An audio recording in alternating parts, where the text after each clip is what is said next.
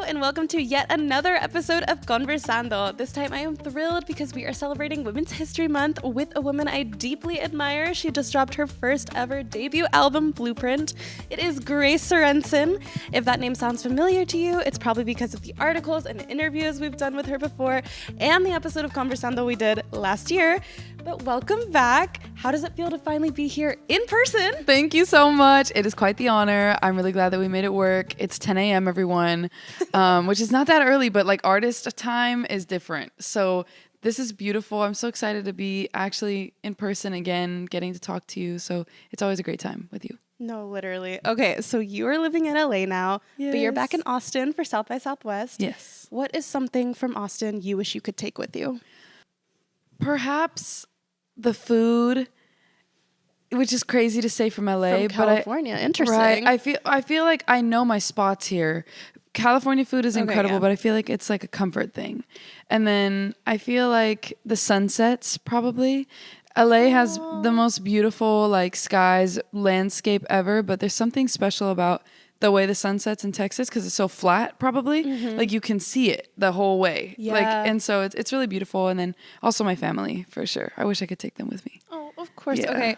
I agree with the sunset thing. I've lived in other places and it's never looked as like pretty, and that feels so dumb to say because I'm not going to say Texas is like the prettiest place I've lived, but like I know. No, I know, especially I'm from Houston. Like, no, but like the sky, the pink that it gets, and you can see it like everywhere. It's really nice, y'all. If you've never been to Texas, I don't know.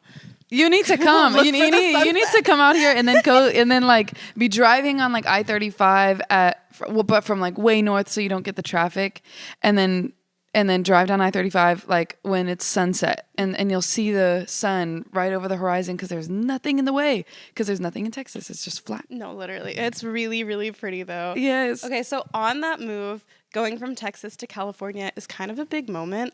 How did you know you were ready for that transition?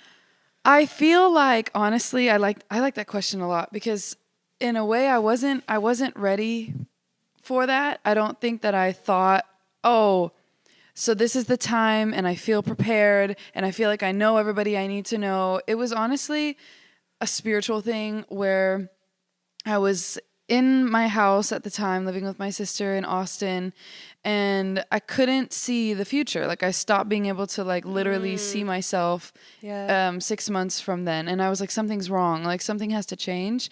And I've always been that way where at some point I'll start not being inspired by my own future and it makes me like uncomfortable and I have to change something. So I knew that where I was at was I was like plateauing in a way, spiritually, inspirationally, and then artistically. And I was like, okay, I something has to change. And then I just kind of put it into the universe and I just like kind of talked to God and I was like, all right, like where am I supposed to be? And then I just joined this like Facebook group for like roommates, like women that needed roommates. Yeah. Oh and my then, gosh. and I just joined it and it was just trying to like see like, okay, what's the rent looking like? Like how bad is this? Like how hard would it be to move out there? And then after like, I want to say 2-3 weeks of being on that group, one day I just like I like opened up Facebook and the top listing is where I live now and have lived for like a year and a half. Oh my and gosh. That listing was like too good to be true. It was like these really dope women and the rent was fantastic. And then it's in a really popular area, like a really good area. Wow. But still very like Latin area and very like family vibes, like very family oriented. And then I just messaged the girl and then we ended up making it happen. And then I moved in like a month later. So it happened really fast, but I feel like I just let it, because the way that I like to work is just when I have an idea of something I want to do, I'll put a little work into it and then see where it leads and see if that's really where I'm meant to be. Because I don't like to force things too much, but you do have to like put the work in a little bit. So it just kind of happened very naturally. And then I felt very confident about it. And I was just like, okay, I know a couple people. Like I had been out there on trips to do like some recording and whatnot for a little bit. So I felt like I had something to go out there too. And then, I just got out there and started grinding. Like living with them. I love them. I love them so much. Yes, I'm so grateful. Like the original roommates I moved in with were different and then they all kind of like swapped out. Yeah, so but it all swapped for the better and like it's only gotten better. Wow. And now, like, one of my roommates is an artist as well, so we get along super well on that. And she gives me so much advice, and she also does publishing and all types of like PR stuff. So it's really inspiring to have like such like strong women to look up to and that I live with. They're all so independent and very good at what they do individually. And yeah, I'm very grateful for that. Very That's grateful. incredible. Yeah. That's so cool. That's kind of like, I don't We know. like cook together, we play games, like we hang out. It's so fun. It's so fun. I don't know. Some things like that are like, it's supposed to happen for you. And Right. it kind of like just all works out in that way. Yeah. So since we are celebrating Women's History Month, who are some women in music that have inspired your journey? I had the best time.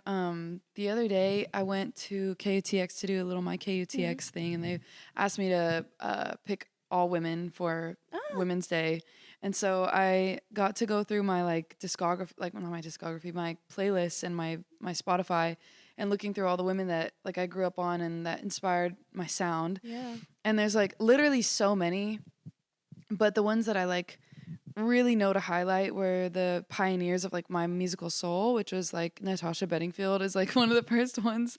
The first album I had like on a CD was her Pocket Full of Sunshine album. Yes. And then like Rihanna was super influential to me.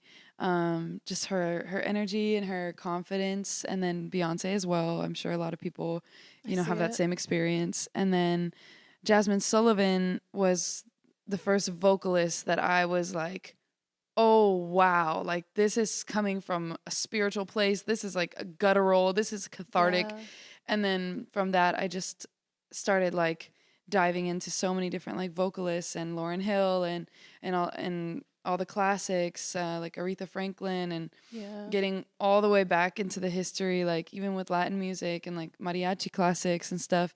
So yeah, there's countless women that I would love to credit, but I don't have enough time. I mean, hey, that was a great list. Thank you. There's so many. Like Selena, of course, all that. Everyone, all of Yes. them. We've talked a lot about identity in our previous conversations. So what does it mean to you to be a proud Latina? I love it. I feel like, but I do feel like it has been earned. I feel like I had to work for that feeling because I am half white, and so my dad was Danish descent. Right. That's why my name is Sorensen. And then my mom is Mexican, so my whole family is they all still live in Mexico City. Some of them live in San Antonio. So it's a very, like my family is very Mexican, but growing up I was like confused because my dad didn't look like my other Latin friends' dads. And again, like this is a minor struggle. There are worse struggles, but I feel like when you're a little kid, like I didn't really know what table to sit at because there was the Latinas, there's the Latinas, and then there's like the Latin friends that I had, and then there was like the white kids, and I never really understood the white kids, and then the Latin kids, I wasn't like Latin enough, and so then I was just kind of like this awkward like in between where I like wanted to love myself and love my culture, but I didn't know how to do that yet. And so I think it took a lot of like personal initiative to actually appreciate and embrace my culture. And that really happened through like just my childhood and growing up, and like actually being grateful that I had a grandma with such a rich history and like such, she barely spoke English growing up. Like she learned it growing up with us, and then had the most beautiful mariachi voice. So I just at some point was like, I'm very inspired by this. Like this culture is so beautiful. Like why am I not paying attention to it? And then I had to just start asking my grandma questions, talking to her about her upbringing and what that was like growing up in Torreon, and how she got to the US and how she met my grandpa, who was also from Mexico. And then my mom's journey as well, coming to the US, like there's this natural assimilation expectation where you want to act as normal as possible. You don't want to, coming as immigrants, you want to be as like acceptable as possible so that you can have more opportunities. And that kind of was, I think, the reason why there was a little bit of lack of embracing of the culture. Yeah. So, but I don't subscribe to that. I think that like if you're from a culture, like rep that. Like I think it's so beautiful. It's so important for people of that culture to see you embracing who you are, even if it's half. Like I know there's so many half-breed people. Like there's so many mixes. Like there's so many mixed people and many mixes. And I think like embracing both sides is so cool. And yeah, I feel like over time I've become super proud of it, and I'm very proud to be a Latina and to be able to make music and have that be my background and be able to hopefully be inspiring to other Latinas that are trying to do music or whatever, be an artist, you know. That was a beautiful answer. Oh, thank you. And also just shows how much, not to say you've grown, but how much you've like evolved since even like we talked the first time, because we had sort of a similar conversation about you being like mixed and how you felt about that. Yeah. And I don't think it was at this level of you being like, no, this is me and I'm this proud. And that's like, I don't know, that's really beautiful to see. Thank you. Thank you. Like, I don't know, it's really inspiring. Thank you. To lighten it up a bit, we have a special question coming from our friend Ever. Okay. Stella's incredible studio. I didn't know you put one in there. Who said, Grace, what does girl bossing mean to you? Girl bossing is so fire. Girl bossing is when you like, I don't know, you tap into that I don't know, there's this energy that women have that is like, you hold it back because you're taught to, but that second when you embrace it, girl bossing is like, I don't even know. It's like when you get to tell someone like you know your stuff. I think girl bossing comes from when you come to a point where you know that you know what you're talking about. No, and like you know that you have earned the right to be a boss. Like, and I think it comes from like hard earned experience, because women in general like have to work very hard in every industry to be respected, to be promoted. And I've learned that through my sister as well. She works in the corporate world, so it's polar opposite. But girl bossing is just like, I don't know, you have a good fit on and like you know your stuff, and you walk into a room and you know that what you say is gonna have, you know, backing. And when you have support by other women, it's even better. So that's girl bossing. Love. And another question from Ever. It's Women's History Month, but history is made every day. So what mark are you trying to leave behind? Aw. Well, you said lighten it up, and these are kind of deep. Oh, sorry. Hey, no, it was a really good one. I couldn't say no. No, they're so good, but yeah. Also, I don't wear glasses on this podcast. I just remembered. I'm so stop. No, I love it. No, it's okay. I wish I had glasses. I used to fake having glasses. No, did you? I thought it was swag. The thing with like the IMAX where you'd like take out the IMAX? No, I like would get the blue light. I still do that. Because I think it's so cute. It's so like, I love cut out glasses. the fact that you don't have glasses, so when people see you with glasses, they'll be like, oh wait, she actually is blind. No, we'll start the rumor. I literally am like a privileged person with 20/20 vision. Like I can see this whole room. Crazy. What is that Blessed, like? Right? And I understand the privilege, and I'm like, I'm sorry. Okay. Because I can't see past the couch. Everything is hazy past I can the see couch. everything. I can see like Can you see CHR? expression? I can see the whiteboard, leave your mark. I can see the detail. Where even is the whiteboard? I can't see a whiteboard. What? No way you can't see the whiteboard. Oh, okay. I have to really be grateful. Low-key, I was like, how can it be 2020? Oh my God. I know. It's it's only gonna get worse from here. Right. Let's go. I hope. Well, one day I'll get it, and I'll come to you and be like, I'm so sorry, I faked having glasses. I'm so sorry. For the fashion. No, hey, but the fashion. But the fashion, guys. It's worth it. Fashion. But anyway. What mark are you trying to leave behind? Yeah. Okay. Okay. I've talked a lot about this actually in the last week, just like with my mom and whatnot, because I personally think that like people ask me sometimes like, oh, what made you get into music, or like what made you like want to be an artist? And the truth is that like nothing actually happened where I thought, oh, I want to get into music, or oh, that'd be cool, or like, oh, I have an idea for a cool beat. Like it literally just happened to me. Like it's something that like being an artist like just happens to you. It's an existence. It's not a job.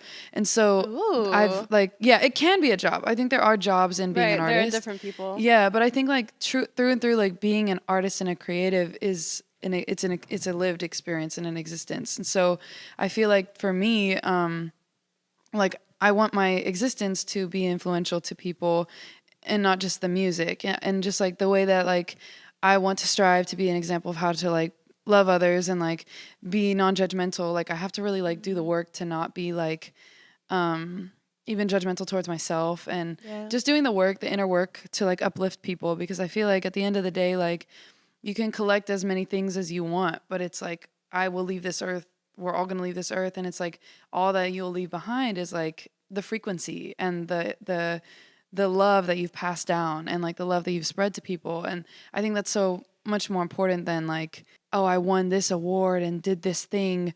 And because it's like no one's going to know that in 100 years. So it's like, I feel like, of course, those are things that I strive for. I want to, you know, leave a mark that is something that I can look back on and be like, in this lifetime, and be like, wow, like I think I did a good job. But I also think that beyond that, as a human, like there's human things I want to leave behind. But I want people to just feel like you can be exactly as you are, who you are all the time. Like I feel like that's my main message. And you touched on that too in the article, which that's when I started crying. Like just being able to be so seen and like, and have someone see the fact that I really love to promote individuality and like just it's everything. Self-acceptance and love, and because that's all you have. Like you are you, and just being you authentically is the way that you'll be able to love others, because it's like you don't need anything from anybody else, and you can just, you being yourself and loving yourself is going to make other people love themselves. So it's like just being that for people is important. So I feel like that's the main message I want to get across. You're such a light in this industry. Like it makes me, oh my God, it's going to come full circle because I'm getting emotional. You said, you said that like the only thing you leave behind is the frequency, and you've lost people, I've lost people. And like, that's just very true. Yeah. I think, that too. I feel like when you lose people, like you understand it in a different way for sure. Yeah. That's so. Okay. So changing it up. Let's talk about the album. Yes. Because I'm so excited. We have talked for years about like the album, when it's coming out, what it's going to be like. So you just released your debut album at the end of February. First of all, congratulations. Thank you so much. I'm so excited about it. I'm so glad it's out. Oh my God. No, for sure. Took way too long. That in and of itself, I'm sure, is like a process and a moment and like waiting. So your album is called Blueprint. The title is so specific. Yeah. What is the story behind it? Yeah. Again, I feel like every time I talk, it's like weird and like a little emotional and spiritual. I just have been on that lately. I don't know. No, you're good. So like, if this is like deeper than you wanted it to be, I'm sorry. But so essentially I had an original title and it was going to be called Extremes. I don't know if I ever told you that. No. Okay. Yeah, I was originally going to call it Extremes, and then I don't know. It got cringe to me by the time the album was going to come out, and I was just like, I was like, no, that's not it. And then I was just looking through the track list and I was like, can I make any of these the title track? And Blueprint stuck out to me because that was a song where I was like, okay, I'm making an album. So when I made that song, I was like, okay, this feels like an album to me. And then after that point, I just started like actually intentionally making stuff for the album. But I was looking at that and I was like, okay, well, the song is just about like being mad at someone and being like, oh, you have the same blueprint as everybody else, because like I keep running into the same type of person. Like I was just going through the same thing for a while. And then I was like, well, this also has many meanings that tie into what I've accidentally created.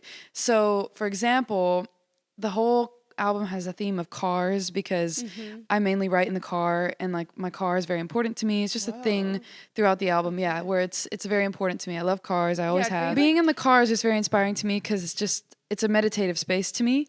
And so a lot of my stuff was written in there. And so I was in a session with Nico, who was the producer of the opening song Rare, and he asked me like, so what's another thing that's like influencing throughout the whole album?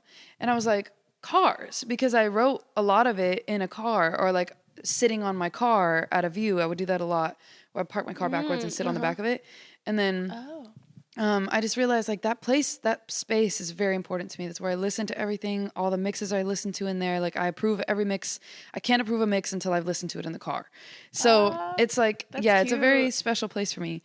So the intro, you hear like me walking to my car with my keys and opening the door. Yeah, it's like that's the intro. So the Blueprint title also goes into the idea of like the blueprint of a car, like the actual model and make of it. And so I was like using the grid of a blueprint as like some marketing stuff for a second. And that to me also like tied in the car. And then Blueprint also, to me, and when I talked about it with my mom, she's very spiritual. And so we were just talking about like, okay, like what do I want to name it?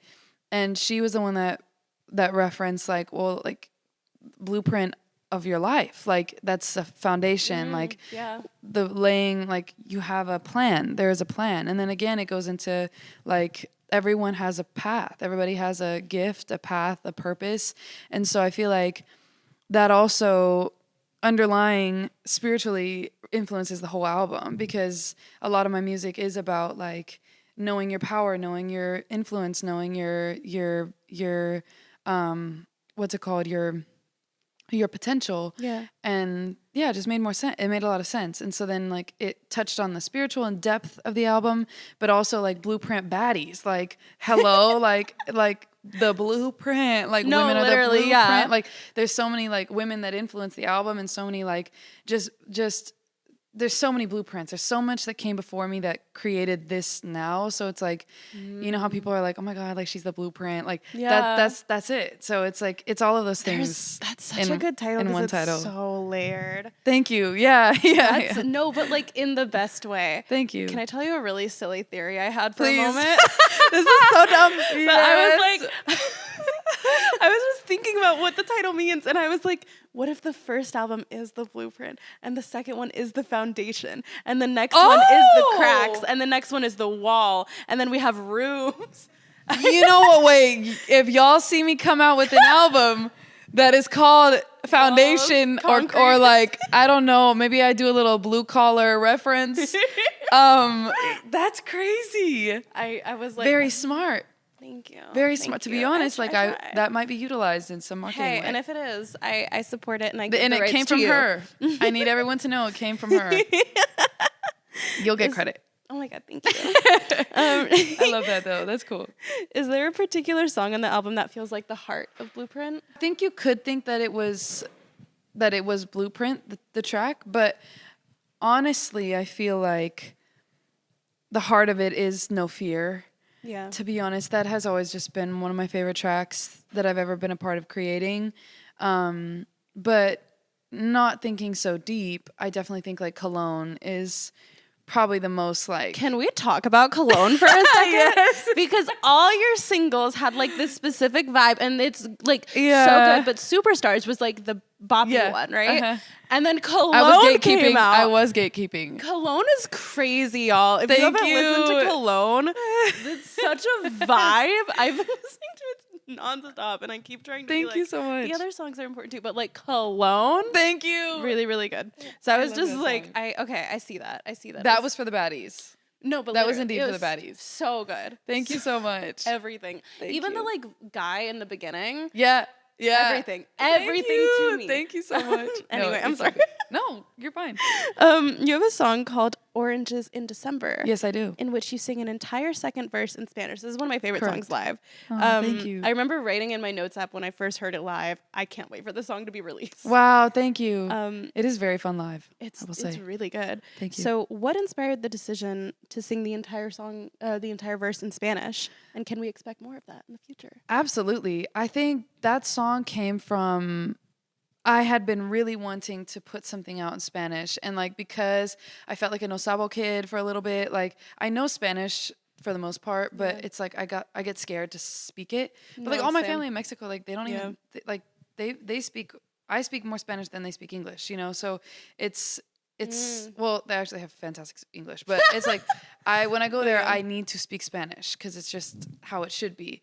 And I was like, I'm really lacking in my music, like representing that. And so I was in the studio with Coop and Kinsley and Morel and Kala. These are like the whole crew that we were working with. And we just started, and I was like telling them I want to create something that feels very like Sade inspired, but also has like a little Latin root to it. So like Spanish guitar is very inspiring to me. So we just started building out the track, and I had like this, you know, certain vibe I was going for, like lyrically. And then after I finished the first verse and we got to the hook, I was like, this feels so Latin. This feels it feels like I could put Spanish. And I remember telling them, like, would it be weird if I put the second verse in Spanish? And they were like, no, like, I guess not. And I was just like, is that cringe? Is that like, is that weird? Does it make sense? And then I was just like, who cares? Like, it feels right. So like, why does it matter if it's correct or not? Like, if that is the right thing to do on the song. So then I just was like, okay, well, let me try it and then just see what happens. And then I don't even like write in Spanish usually, but I just like came out, and it just came out in Spanish. And then we just tracked it, and I was like, actually, I kind of like it. Like, I like the Spanish verse.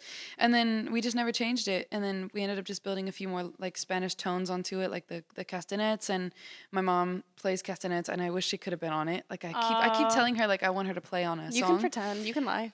She was on it. I could lie, but it's like I want it to be real. Like, I want to have a video of her doing that, you know, because she growing up would always be playing her castanuelas, you know. So I feel like it's cool to have that at least represented on there.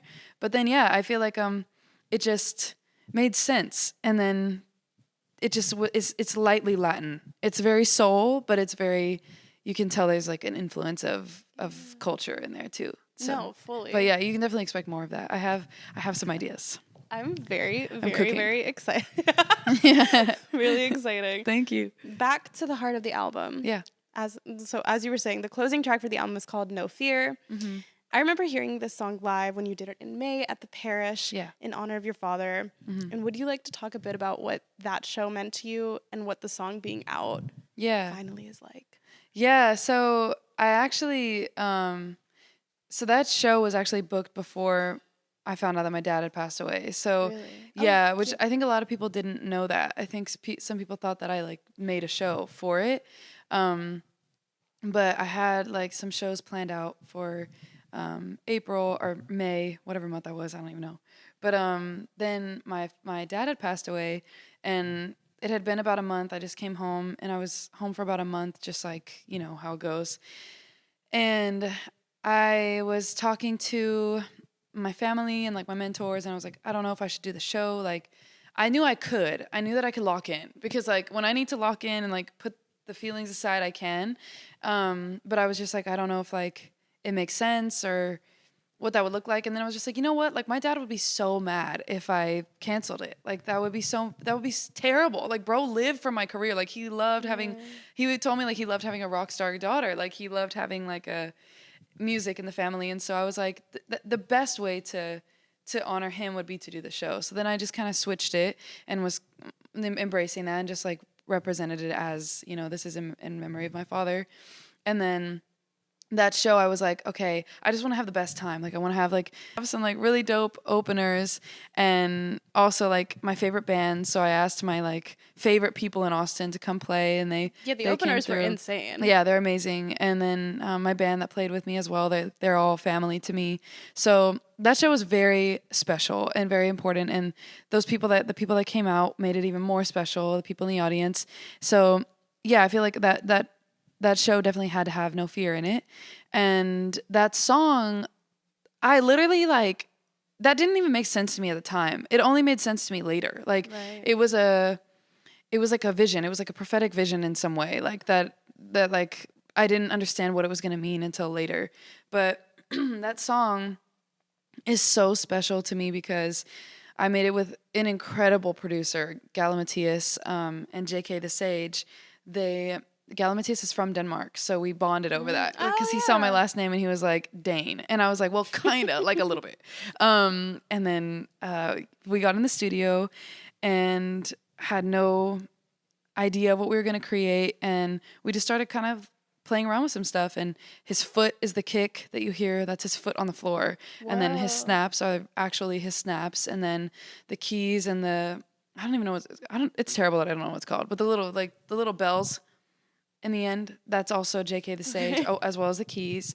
And we just started like creating this little bed of music, and it really was like it was like crazy. It just like, I just wrote it, and then we tracked it. I was sitting on the couch just like this, like with a little mic, and I did a one take of the vocal, and then we edited, like chopped in a few little things, and then we were like, okay, cool, this is cool. Let's come back and finish it. And then I went home and I was like, this is really special. And I felt that day. And then we went back and we tried to build it out more and fix it, cut new vocals, like how you would any other song, like, you know, really clarify the vocals to make them perfect or as perfect as possible. And it just sounded terrible. Like, it sounded so bad. And every time that we tried, like, no offense, it was no production problem. It was just, it lost it lost the authenticity. Yeah. So we tried, I even tried taking those stems from the original walkout and getting them mixed, and the mix didn't sound right either. So I was like, it has to be the literal version that we walked out with that day. Is that what we hear? That's just what you the hear. One take? The one take, yeah. It's like flawless. That's thank crazy. you. Well, we punched in like a couple parts, but it's like that isn't comped. Like the vocals aren't comped, and then the end, like wow. I'm glad that we did everything that day, because I don't think I would have been able to add stuff later, but like the vocal harmonies in the end, like that was all that day. And then we just like laid everything over, and we were just kind of messing around. And then I was like, but this is really, like, this is actually very special. Like, I recorded on, like, I don't know what the mic is called, but those very, very regular mics, like a very, like, honestly, like, not quality mic, just on the couch. But yeah, I think that sometimes that happens, and you just have to, like, go with it. So, and then, yeah, just, it made sense to end it with that track. That's so crazy. Well, thank you for sharing, because that's such a special song, I know, for you. Thank you, yeah. That's insane that it's one take. I kind of can't get over it. I kind of have to listen to it again to kind of be it's like, mostly one take, yeah. But still, that's like very impressive. Thank you, yeah. Okay.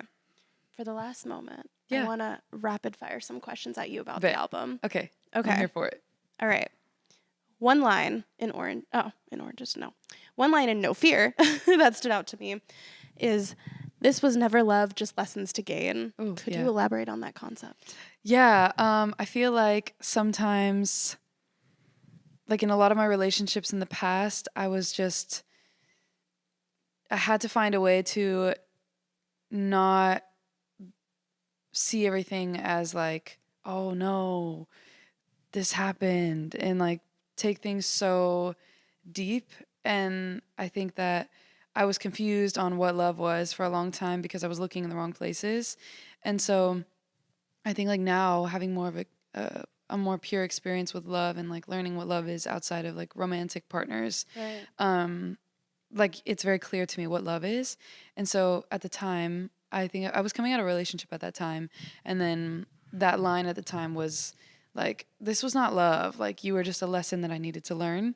Oof. And so it was just something where I was being taught something, and I had to see it that way to get through that feeling.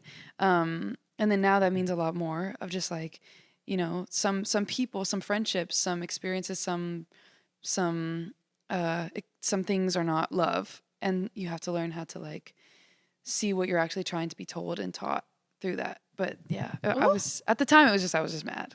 But it's like such a good line though. Thank you. In the song Cologne, you sing, "I know what you're waiting for, elevator to the 4th floor." Yeah. What lies on the elevator in the 4th floor?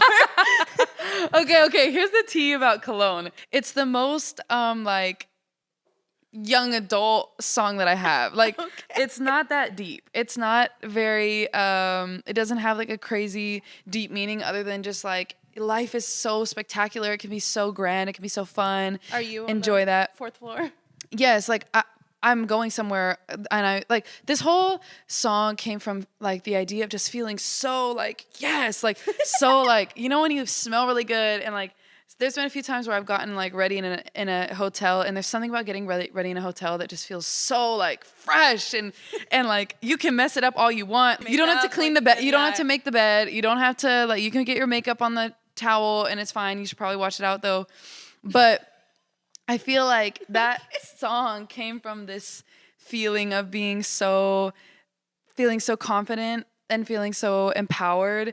And to me, that was like champagne and cologne. Yeah. Like, you smell good, you have a nice robe on. So I wanted to create a song that like lived in the world of being like upper echelon and like high class and high fashion. Okay. That's where that came from. And so like, so what is on the 4th floor? I don't know, that vibe.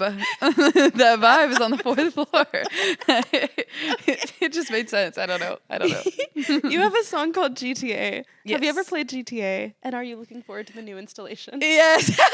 Yeah, I like GTA a lot. I'm not like a games girl, but GTA is really fun. Yeah, I think it's so cool, and I've been obsessed with the graphics for so long, and I think the characters are so funny. Like, I like trying to like move like them, and I just think it's so West Coast, and that song was honestly like an ode to the West Coast because after moving there, I'm very inspired. I always have been from the West Coast, and I think it's a very carefree place. So that like title just came from like the craziness of, you know, GTA is about craziness. So it's it representing like, you know, the craziness of life at the time that I was going through, and also like LA in general, and like it was just like a love letter to LA in a way. The new girl is gonna be like a Latina girl, the new main character. Yeah, wait, I didn't know that. Yeah.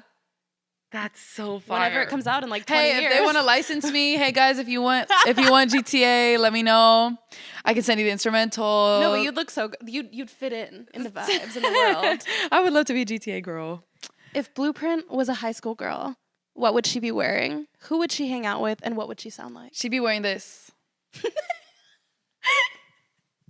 She'd be wearing basketball shorts and like a cool tee and some cool shoes, maybe some Timbs or some DCs, because I've been really into DCs lately. But yeah, Blueprint is just like, she's just wearing something like extravagant that's comfortable. Okay. You can like get into different things wearing this outfit. You can go to different places and it'll work. Who's she hanging out with? She's hanging out with other people that are very unique and other people that also need a place to feel celebrated and fit in. It's good. It's cute. It's something like we're all dressed really good. And she sounds like you when she talks. Perhaps.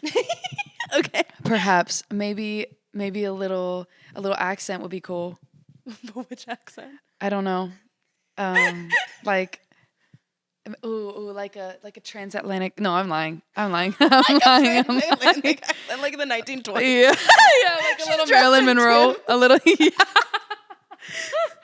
Yeah, I'm lying. No, but low key, there's a class to the album. No, there is. So there is a little bit of poise. The transatlantic. Yeah, like maybe it's like a male transatlantic. Yeah, album. there's a narrator.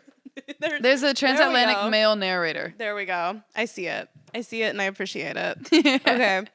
You made the decision to make your album only 10 songs, culminating in 29 minutes of music. Yes. On behalf of all your fans, I ask you, why did you make this project so short?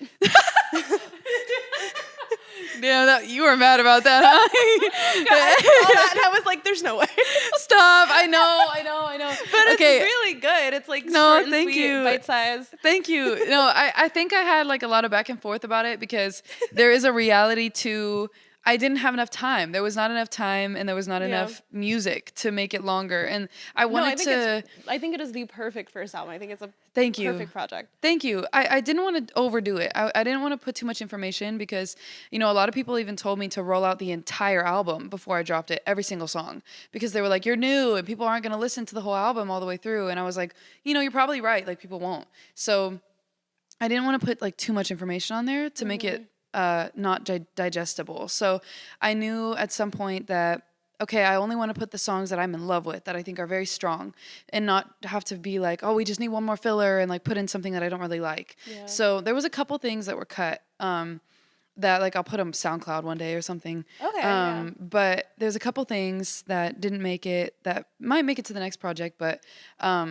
yeah, I feel like 10 felt good. I was trying to do 11 because I'm like, everything has to be deep and stuff. And I was just like, oh, 11 is like, I love the number 11. Okay. And like, you know. You can have a deluxe song, make it 11. Right. No, don't tell me that. Oh, you can't. Don't tell me that because I will. But yeah, I wanted it to be 11 originally, but then I was just like, let me stop trying to like force it. This feels good to me.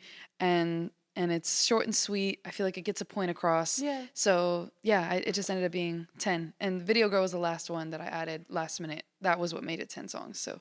Oh, yeah. Okay, interesting. Mm-hmm. Last question. Last time we spoke, I explained to you my gripes with the Hunger Games movie series. Yes. Since that conversation, have you watched the movies or read the books? Yeah, I know that you said that the books are better. That they are. And I still have not read them. So I can't say that I have an updated opinion. Okay. I wish I did. But I need to get into the movies again and watch it all the way through. But the thing about me, and everybody knows this, is I don't watch movies because I can't focus. Like I have to like be doing something else. It's just the last one was very long. So yeah. I think that's a very easy film. Like those are good films to be like locked in on because there's a lot going on. That's why I have seen some of them. But as for going through the whole series, Hey, it's a tall ask. In 2 years, I'll ask you again. Yeah. Mm-hmm. And I will hopefully tell you that I watched it and read the books. But we'll see. We'll see. Guys, I have to do that. I have to for her. So, yeah, that's my update. Thank you so much, Grace. Thank you for talking all about your album. Thank you for having me. It's been amazing. If you have anything left to say. No. Go listen to her album. Go listen to Blueprint right now. Go. Yeah. That would be cool. Also, I just want to say thank you to Latinitas. Like, thank you so much for the support, for the platform that you have been able to share and have me share on. It's always been like very special to me. Like, I don't even know if I told you, but like Latinitas was like I wanted to work with Latinitas. Yeah, I told you that a long time ago that I wanted to volunteer back in the day. Latinitas has always been, so cool to me. So it's very full circle and very, very special to be sitting here as an artist now. So yes, yeah, it's really cool. Well, thank you guys so much for listening to today's episode of Conversando. I hope you enjoyed it, and I hope you have a lovely Women's History Month, and I'll see you on the next one. Adios. Adios. Bye.